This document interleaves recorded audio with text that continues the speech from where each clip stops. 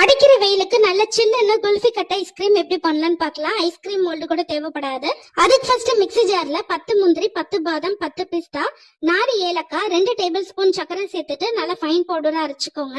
அடுத்து ஒரு பேன்ல 1 லிட்டர் அளவு தண்ணி சேர்க்காத கெட்டியான பால் சேர்த்துட்டு இது கூடவே பவுடர் பண்ண நட் சேர்த்துட்டு நல்லா கலந்து விட்டுக்கோங்க. பால் நல்லா கொதிச்சு வரட்டும். அதுக்குள்ள 1 டேபிள் ஸ்பூன் கஸ்டர்ட் பவுடர் கூட ஒரு 1/4 கப் தண்ணி சேர்த்துட்டு கட்டி இல்லாம கரைச்சு பால் கூட சேர்த்து நல்லா மிக்ஸ் பண்ணி விட்டுக்கோங்க. சப்போஸ் உங்ககிட்ட கஸ்டர்ட் பவுடர் இல்லைன்னா நீங்க கார்ன்ஃபிளவர் மாவு கூட சேர்த்துக்கலாம். இப்ப இனிப்புக்கு 1/2 கப் அளவு சுகர் சேர்த்துட்டு இந்த அளவுக்கு பால் நல்லா திக்கானதுக்கு அப்புறம் அடுப்பு ஆஃப் பண்ணிட்டு சூடாறனோடனே மிக்ஸி ஜாருக்கு மாத்திட்டு நல்லா ஃபைன் பேஸ்டா அரைச்சுக்கோங்க. நல்லா ஸ்மூத்தா அரைச்சாச்சு. இப்ப ஐஸ்கிரீம் செட் பண்றதுக்கு நான் இன்னைக்கு ஸ்டீல் கண்டெய்னர்ல ஊத்தி இருக்கேன். நீங்க குட்டி குட்டி ஸ்டீல் டம்ளர்ல கூட ஊத்தி செட் பண்ணலாம்.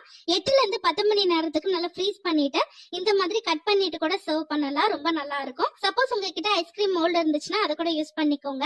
கண்டிப்பா இந்த சம்மருக்கு ட்ரை பண்ணி பாருங்க. அடுத்த வீடியோல